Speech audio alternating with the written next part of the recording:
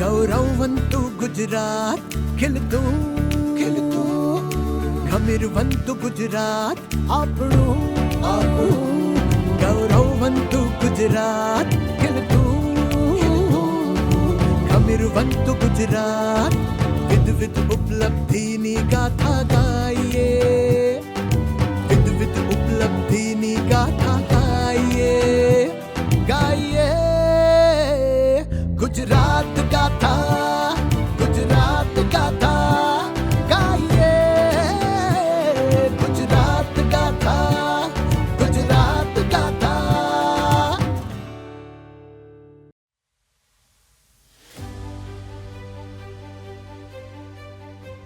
પ્રકૃતિના પૂજક, વનવૃક્ષોના સહવાસી અને એની સાથે જ હવે વિકાસના મુખ્ય પ્રવાહમાં સહભાગી છે આપણા આદિવાસી બાંધવો. વિકાસનો લાભ સૌને, વાંચિતોને અને તેમાં પ્રાથમિકતા એ નેમની સાથે જ ગુજરાતમાં મુખ્યમંત્રી તરીકેના કાર્યકાળ દરમિયાન પ્રધાનમંત્રી શ્રી નરેન્દ્રભાઈ મોદીએ કેટલાક પ્રકરણની શરૂઆત કરી હતી. આ પ્રકરણ એટલે વનબંધુઓની પ્રગતિનું પ્રકરણ, આદિજાતિ બાંધવોના ઉત્કર્ષનું પ્રકરણ તેમજ સમગ્નતયા તથા સર્વ આદિવાસી સમાજના સર્વાંગીણ વિકાસનું પ્રકરણ. વિઝન લોકહિતનું હોય, ઈચ્છાશક્તિ દ્રઢ હોય અને રાહમાં ગમે તેટલા પડકારો આવે તો પણ નિર્ધારિત સમય પર લક્ષ્ય પર પહોંચવાનું કાર્ય સરળ બની જતું હોય છે.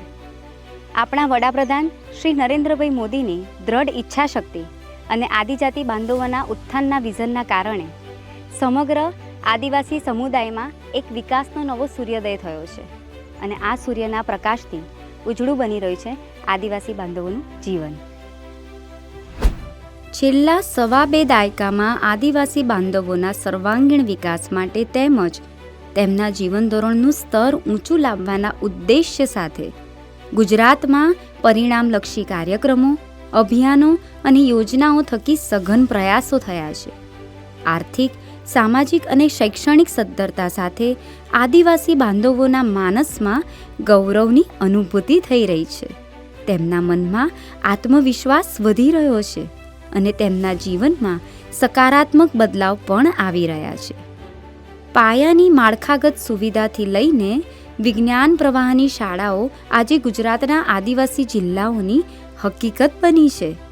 દરેક ઘરે નળથી જળ, દરેકના માથે પાક્કી છત, સ્વાસ્થ્યની ઉત્તમ સુવિધા, ગુણવત્તાસભર શિક્ષણ, કૌશલ્યવર્ધન માટે તાલીમ અને નવીન રોજગારીની તકો મેળવીને આજે દરેક આદિવાસી પરિવારો પોતાનું જીવન સ્તર ઊંચું લાવી રહ્યા છે.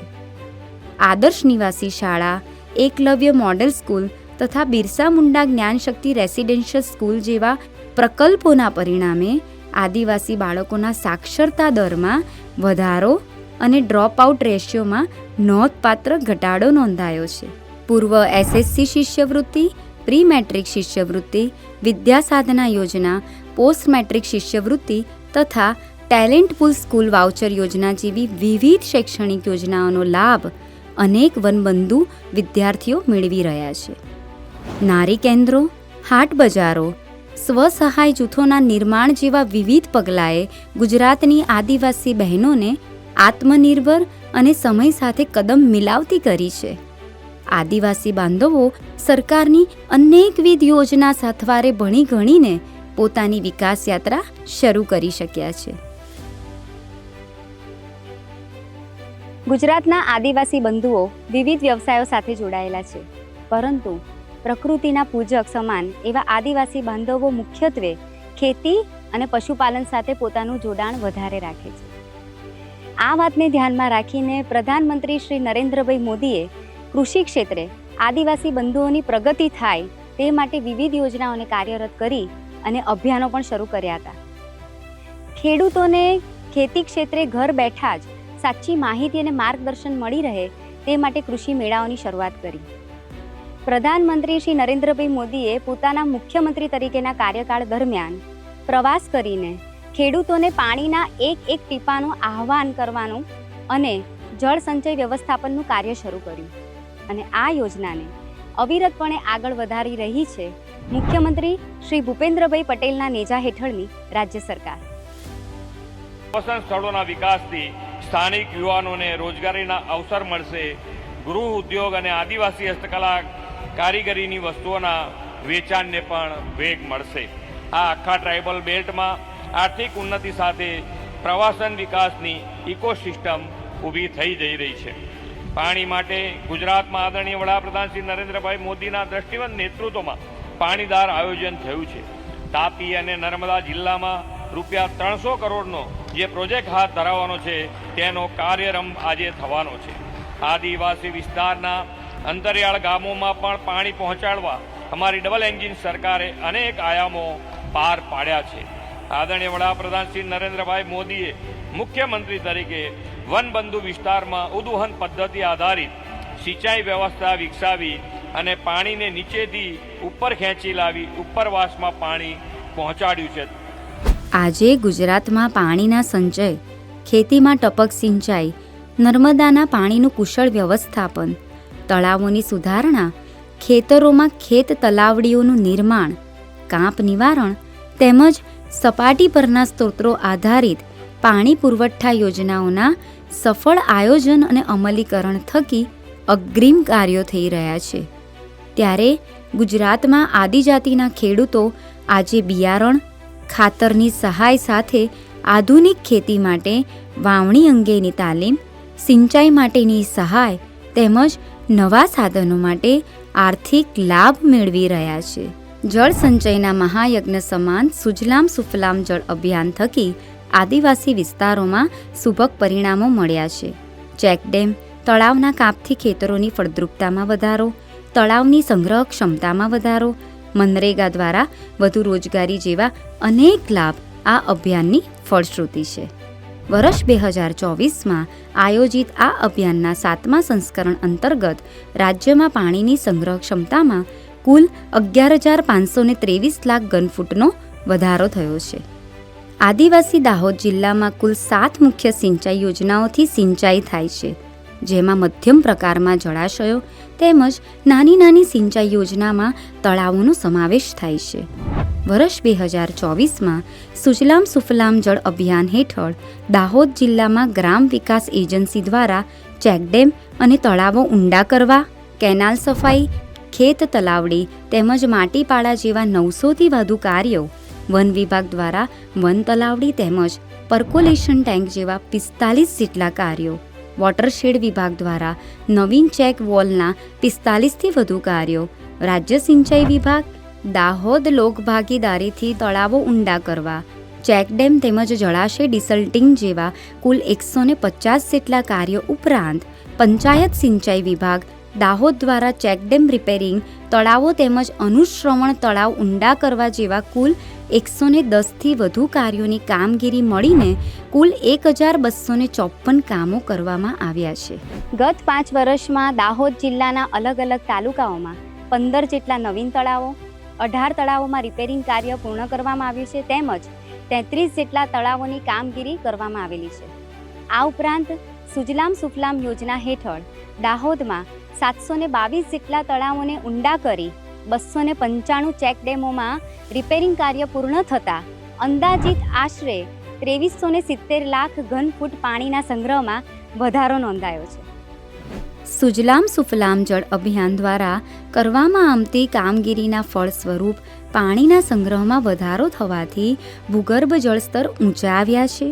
ખોદકામ અને ડિસલ્ટિંગની કામગીરી વડે નીકળેલી માટી તેમજ કાપનો ઉપયોગ સરકારશ્રીના અન્ય વિકાસ કાર્યોમાં થયો તેમજ ખેડૂતોને ખેતરોમાં થયો, જેથી ખેતી ઉત્પાદનમાં વધારો નોંધાયો છે.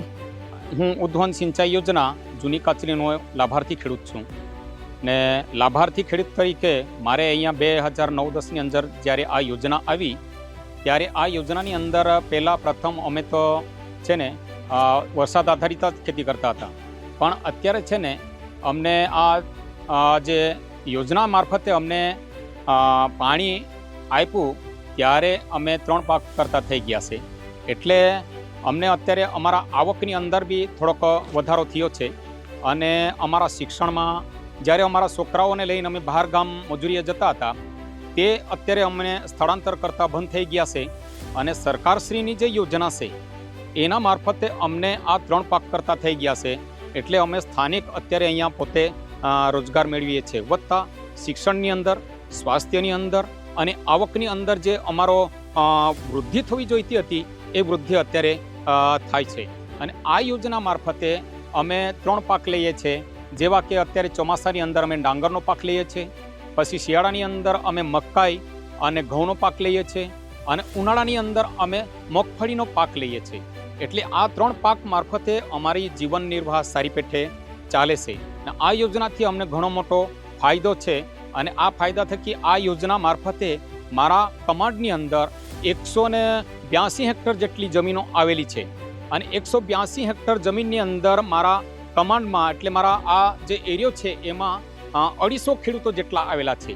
એટલે આ 3 ગામો છે, એમાં 3 ગામોની અંદર જે ખેડૂતો છે એમનું જીવાદોરી આ યોજના મારફતે થઈ છે. અરવલ્લી જિલ્લાએ જળ સંચય માટે અનેક પગલાં ઉઠાવીને જળ અભિયાન થકી આવનારા સમયના પાણીરૂપી પડકારને પહોંચી રહે તે માટે જરૂરી પગલાં લેવામાં આવ્યા છે. અરવલ્લી જિલ્લામાં આ વર્ષે સુજલામ સુફલામ યોજના અંતર્ગત 617 જેટલા કામો પૂર્ણ કરવામાં આવ્યા છે. તળાવ અને ડેમ ઊંડા કરવાના 130થી વધુ કામ, ચેકડેમ ડિસલ્ટિંગ કરવાના 300થી વધુ કાર્યો, નદી અને વાંકડાઓની સફાઈના 130થી વધુ કાર્યો સહિત અન્ય 50થી વધુ કામો પૂર્ણ કરવામાં આવ્યા છે. આ કામોને પરિણામે વર્ષ દરમિયાન જિલ્લાની 27,44,298 ઘન મીટર સંગ્રહ શક્તિમાં વધારો થયો છે. અરવલ્લી જિલ્લામાં પાણીના સંગ્રહમાં વધારો થવાથી ભૂગર્ભ જળ સ્તર ઊંચા આવ્યા છે, સિંચાઈ વ્યવસ્થા સુદૃઢ થઈ તથા ખેત ઉત્પાદનમાં વધારો થયો છે, જેની રાષ્ટ્રીય કક્ષાએ નોંધ લેવામાં આવી હતી. આમ જળ સંચયના આ હેતુને પાર પાડવા માટે સ્વૈચ્છિક સંસ્થાઓ, ઉદ્યોગ ગૃહો, ધાર્મિક સંસ્થાઓ સહિત NGOના સહયોગથી દાહોદ, અરવલ્લી સહિતના વિવિધ આદિવાસી જિલ્લાઓ અને સમગ્ર રાજ્યમાં જનભાગીદારીથી સતત કાર્ય કરવામાં આવી રહ્યા છે. અને યોજના બન્યા અગાઉ, ઉદ્વહન સિંચાઈ યોજના બન્યા અગાઉ અમે જિલ્લા ચાલુ પદ્ધતિથી ખેતી કરતા હતા અને અમારી પરિસ્થિતિ નબળી હતી. પરંતુ જ્યારે ઉદ્વહન સિંચાઈ યોજનાનું પાણી અમારા ખેતર સુધી પહોંચ્યો અને અમને 3 પાક લેવા માટેનો મોકો મળ્યો અને ત્યારબાદ એમાંથી સારી એવી આવક ઉપજ થઈ. એમાંથી અમે પોતાના જીવન ધોરણમાં બાળકોને ભણાવી શક્યા, આર્થિક રીતે જે કાંઈ રહેવાની વ્યવસ્થા નહીં તે સારી એ પણ બનાવી શક્યા. અને સાથે સાથે અમારા માટે જે ચાલીને ફરતા હતા પરંતુ 2 પૈસાની આવક આવી અને અમે પોતે બાઇક પણ ખરીદી શક્યા છે. અને એ પ્રમાણે અમે આ યોજનાનો મોટો લાભ લઈને અત્યારે એકબીજાને આ યોજના વિશે, સરકારશ્રીની યોજના વિશે અમે માહિતી આપીએ છીએ. અને એ સારી બાબત છે કે આ પાણી દ્વારા, એ યોજના દ્વારા અમને ઘણો મોટો બેનિફિટ મળ્યો છે. એ સરકારશ્રીનો અમે ખૂબ ખૂબ આભારી છીએ. જળ સંચય એ ટકાઉ જળ વ્યવસ્થાપન માટે એક મહત્વપૂર્ણ વ્યૂહરચના છે, જે વ્યક્તિઓ, સમુદાયો અને પર્યાવરણ માટે અસંખ્ય લાભો પ્રદાન કરે છે. પાણી માટે સ્વાવલંબન કેળવવાનો માર્ગ ગુજરાતે જળ અભિયાન દ્વારા સમગ્ર દેશને ચીંધ્યો છે.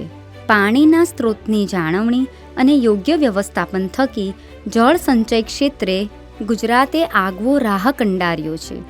ગુજરાતમાં છેલ્લા કેટલાક વર્ષોમાં રાજ્ય સરકાર અને જળશક્તિના સહયોગથી ચેકડેમો, તળાવો, જળાશયો ઊંડા કરવાની અને જૂની થઈ ગયેલી નદીઓને ચેતનવંતી બનાવવા માટે જનશક્તિના પુરુષાર્થને જોડીને સુજલામ સુફલામ જેવા જળ અભિયાનો ચલાવવામાં આવી રહ્યા છે.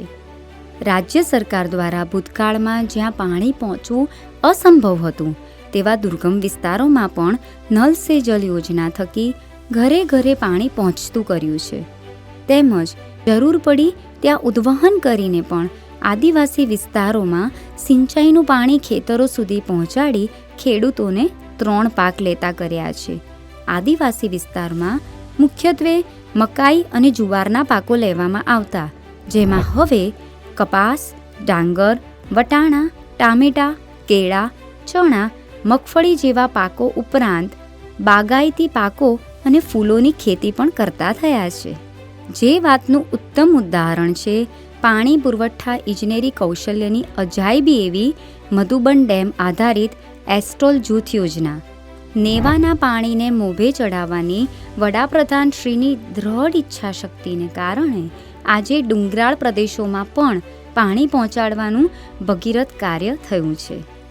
મુખ્યમંત્રી શ્રી ભૂપેન્દ્રભાઈ પટેલના નેતૃત્વ હેઠળની ટીમ ગુજરાતે આ પડકારને સફળતાપૂર્વક હાંસલ કર્યો છે. અંદાજે 200 માળની ઊંચાઈ સુધી પાણીને ઉપર પહોંચાડીને આ પહાડી વિસ્તારોમાં પાણીનું વિતરણ રાજ્ય સરકારે શક્ય બનાવ્યું છે.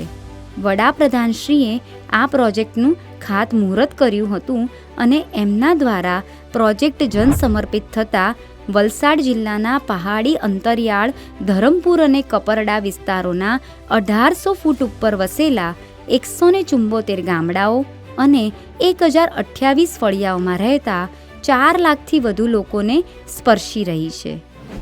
હેન્ડપંપ જ્યાં જુઓ ત્યાં હેન્ડપંપની ચર્ચા થતી હતી, એમાંથી અમે આજે પાણીની ગ્રીડ બનાવી રહ્યા છીએ અને પાણી ઉપચે લઈ જઈને અમારા આદિવાસીના દૂર સુદૂર ગામોમાં કેનાલનું તો લિફ્ટ ઇરિગેશન કરીને આખું નેટવર્ક બેસાડીને પાઇપલાઇનથી પાણી પહોંચાડવાનું કામ કર્યું છે. અને આ ડાબા કાંઠા કેનાલની વાત એ વખતે કેટલી રજૂઆત થતી હતી મારા આદિવાસી ભાઈઓને. આ ડાબા કાંઠા કેનાલના ડાબા કાંઠાથી પાણી ઉપાડીને મેં મારા આદિવાસી ભાઈઓને, મારા કિસાનોને એનો હક આપવાનું કામ કર્યું હતું ભાઈઓ, અને એના કારણે 3 પાક પકાવવા માંડ્યો. આદિવાસી વિસ્તાર ધરમપુર અને કપરડાની ભૌગોલિક રચના એવી છે કે ત્યાં ન તો ભૂગર્ભ જળની પરિસ્થિતિ સારી છે કે ન તો વરસાદના પાણીનો સંગ્રહ થઈ શકે એવી શક્યતા. કારણ કે અહીંની મોટાભાગની જમીન પથરાળ છે અને તેના કારણે વર્ષા ઋતુના સમયમાં અહીંના જળાશયોમાં પાણી તો ભરાઈ જાય છે, પરંતુ તે પાણી જમીનની અંદર નથી ઉતરી શકતું. પરિણામે વર્ષા ઋતુના થોડાક સમય પછી જ અહીંના જળાશયો સંપૂર્ણપણે સુકાઈ જાય છે. વર્ષ 2018માં ₹586 કરોડથી વધુના ખર્ચે આ પહાડી વિસ્તારમાં રહેતા લોકો સુધી પાણી પહોંચે તેવા ઉદ્દેશ્યથી રાજ્ય સરકારે એસ્ટ્રોલ પ્રોજેક્ટની શરૂઆત કરી. અહીંની જમીન રચના અનુસાર જ અહીંયા પાઇપલાઇન બિછાવવામાં આવી છે. કેટલાક સ્થળોએ પાણીનું દબાણ સામાન્ય છે તો કેટલાક સ્થળોએ પાણીનું દબાણ સામાન્ય કરતાં પણ વધારે છે. આ તમામ મુશ્કેલીઓના સમાધાન તરીકે મુખ્ય પાઇપની અંદર 12 મિલીમીટરની જાડાઈની માઇલ્ડ સ્ટીલ પાઇપનો ઉપયોગ કરવામાં આવ્યો છે, જેથી મુખ્ય પાઇપને ફાટવાથી બચાવી શકાય. એસ્ટ્રોલ પ્રોજેક્ટ એન્જિનિયરિંગની દ્રષ્ટિએ ગુજરાત સરકાર માટે એક મિસાલ સમાન છે. આ પ્રોજેક્ટ હેઠળ આજે મધુબન બંધથી પાણીને લગભગ 200 માળની ઊંચાઈ સુધી ઉપર ઉઠાવીને લોકો સુધી પહોંચાડવામાં આવી રહ્યું છે. આ ઉપરાંત મધ્ય ગુજરાત અને દક્ષિણ ગુજરાતના અંતરિયાળ પર્વતીય આદિવાસી વિસ્તારોમાં સિંચાઈ સુવિધા સુદૃઢ કરવા માટે કડાણા જળાશય, પાનમ જળાશય, કરજણ જળાશય, કાંકરાપાર જળાશય અને ઉકાઈ જળાશય આધારિત 16 મોટી ઉદ્વહન યોજનાઓ કુલ ₹5,176 કરોડના ખર્ચે અમલી કરવામાં આવી છે, જે હેઠળ 7 યોજનાઓની કામગીરી પૂર્ણ થઈ ગઈ છે અને 9 યોજનાઓના કાર્યો પ્રગતિ હેઠળ છે. આ 9 યોજનાઓ પૈકી પ્રગતિ હેઠળની ₹711 કરોડની તાપી કરજણ લિંક પાઇપલાઇન યોજનાના કામો માટે કુલ ₹220 કરોડની જોગવાઈ કરવામાં આવી છે, ત્યારે પ્રગતિ હેઠળની ઉકાઈ જળાશય આધારિત સોનગઢ ઉચ્છલ નિઝર ઉદ્વહન પાઇપલાઇન માટે કુલ ₹150 કરોડની જોગવાઈ કરવામાં આવી છે. દક્ષિણ ગુજરાતના આદિવાસી વિસ્તારમાં પૂર્ણા, અંબિકા, કાવેરી, પાર, નાર, તાન, દમણગંગા વગેરે નદીઓ ઉપર મોટા ચેકડેમો, બેરેજો, વિયર બનાવવા માટે કુલ ₹130 કરોડની ફાળવણી કરાઈ છે, ત્યારે પંચમહાલ જિલ્લાની પ્રગતિ હેઠળની પાનમ જળાશય આધારિત ઉદ્વહન પાઇપલાઇનો માટે ₹96 કરોડની જોગવાઈ કરવામાં આવી છે. મહીસાગર જિલ્લાના પાનમ જળાશય આધારિત સંતરામપુર તાલુકાના ગામોના તળાવો ભરવા માટે ઉદ્વહન સિંચાઈ યોજના હેઠળ રૂપિયા 80 કરોડ તથા મહીસાગર જિલ્લાના કડાણા જળાશય આધારિત સરસડી ઉદ્વહન સિંચાઈ યોજના માટે રૂપિયા 35 કરોડની જોગવાઈ તેમજ અરવલ્લી જિલ્લાના મેશ્વો જળાશય આધારિત ઉદ્વહન સિંચાઈ યોજના માટે રૂપિયા 3 કરોડથી વધુની ફાળવણી કરવામાં આવી છે. નમસ્તે, હું છું કરિશ્મા મામતોરા અને આજે અમારી સાથે છે તાપી સોનગઢથી પ્રાયોજના વહીવટીદાર મિસ્ટર રામનિવાસ મુગલિયા સર. આજે અમે લોકો ચર્ચા કરવાના છીએ કે આદિજાતિ વિસ્તારોમાં સિંચાઈ માટેનો વિકાસ અને તેનાથી તેમના જીવનમાં કયા કયા સુધારા આવ્યા છે. તો સર, આદિજાતિ લોકોના જીવનમાં વિકાસ માટે તમે કઈ કઈ યોજનાઓ અમલમાં મૂકી છે? કરિશ્માજી, આદિજાતિ વિસ્તારના લોકો માટે ગુજરાત સરકાર જે છે આ કટિબદ્ધ છે ને દરેક ક્ષેત્ર, શિક્ષણ હોય, દાખલા તરીકે હું તમને દાખલા આપું તો શિક્ષણમાં આના લોકો માટે આદર્શ નિવાસી શાળાઓ ખોલી છે સરકાર, એકલવ્ય મોડેલ રેઝિડેન્શિયલ સ્કૂલ ચાલે છે, ગર્લ્સ લિટરેસી રેઝિડેન્શિયલ સ્કૂલ ચાલે છે. ત્યાં બાળકોને બધી જ સુવિધાઓ જમવાનાથી લઈને અને શિક્ષણ સુધી મફત પૂરી પાડવામાં આવે છે. એવી રીતે આપણે વાત કરીએ સિંચાઈ ક્ષેત્રમાં તો ગુજરાત સરકારે ઘણા બધા ચેક ડેમ અને એલઆઈની સ્કીમો મૂકી છે, રેન વોટર હાર્વેસ્ટિંગ સ્ટ્રક્ચર ઘણા બધા ઊભા કર્યા છે. તાપી જિલ્લામાં તો પાણી આમ પણ મોટા પ્રમાણે છે, જો અગાઉમાં જો વેડફાઈ જતો હતો, હવે હમણાં એવી પરિસ્થિતિ નહીં છે. એટલે ઉદ્વહન અને ચેકડેમ દ્વારા કયા કયા મેઇન ફાયદાઓ થયા છે? સૌથી મોટો ફાયદો ખેડૂતોને હું એ રીતે કહી શકું છું કે સૌથી મોટો તો એ લોકોએ 12 માસ પાક લઈ શકે છે. પહેલાં તે લોકો ફક્ત એક જ પાક લેતા હતા કે 2 પાક લેતા હતા, હવે 3 પાક લઈ લે છે અને 12 માસ એ લોકોને સિંચાઈની સગવડ મળી જાય છે. ઓકે. અને આટલી સગવડ અને સિંચાઈ માટેની બધી યોજનાઓથી એમના જીવનમાં કયા કયા સકારાત્મક સુધારાઓ આવ્યા છે? સૌથી પહેલાં જો સૌથી મોટો આપણે કહી શકાય જો એમના જીવનમાં સુધારો આવ્યો છે કે એક તો એમનું જીવન સ્તર છે એ ઊંચો આવ્યો છે. આ લોકોને હવે એમની જો આવક છે, આવકમાં વધારો થયો છે. પછી એવા ઘણા બધા પ્રશ્નો હતા કે આને પીવાના પાણીના પણ આને લોકોને ફાફા પડતા હતા. હવે પીવાના પાણીનો પણ આને પ્રશ્ન સોર્ટ આઉટ થઈ ગયો છે. તમે જોશો તાપી જિલ્લામાં કે આપણે જો અંતરિયાળ વિસ્તાર હતો ઓટા મલંગદેવ મહારાષ્ટ્ર બોર્ડર પર, ત્યાં પણ પહેલાં સરકારને પાણીના ટેન્કર મૂકવા પડતા હતા. પણ હમણાં જો અમારી જો ડિપાર્ટમેન્ટની ડીસેકની અને બીજા ડિપાર્ટમેન્ટની કન્વર્જન્સથી જે સ્કીમ મૂકવામાં આવી છે, આ સ્કીમના લીધે ત્યાં હવે ટેન્કરની જો ચલન છે બંધ થઈ ગયો છે ને હવે ત્યાં લોકોએ 12 માસ સિંચાઈનું પાણી પણ મળી આવે છે ને પીવાનું પાણી પણ લોકોને મળી જાય છે. એવી રીતે ઘણી બધી એલઆઈ પણ છે. તમે જોશો ઉચ્છલ બાજુ જશો ત્યાં ચોકી આમલીમાં છે અને બીજી પણ તાપી જિલ્લામાં ઘણી બધી એલઆઈના પ્રોજેક્ટ સક્સેસફુલી ચાલે જ છે. વડાપ્રધાન શ્રી નરેન્દ્રભાઈ મોદીની દીર્ઘદ્રષ્ટિનું શ્રેષ્ઠતમ અને સફળતમ દ્રષ્ટાંત છે ગુજરાતનું જળ વ્યવસ્થાપન. ગુજરાતમાં કાર્યરત જળ સંચય, જળ સિંચન અને જળ વ્યવસ્થાપનની વિવિધ યોજનાઓ થકી એક સમયે રાજ્યનું સૂકું લેન્ડસ્કેપ આજે પરિવર્તિત થયું છે અને રાજ્યની જમીન હરિયાળી તથા ઓળખ પાણીદાર બની છે.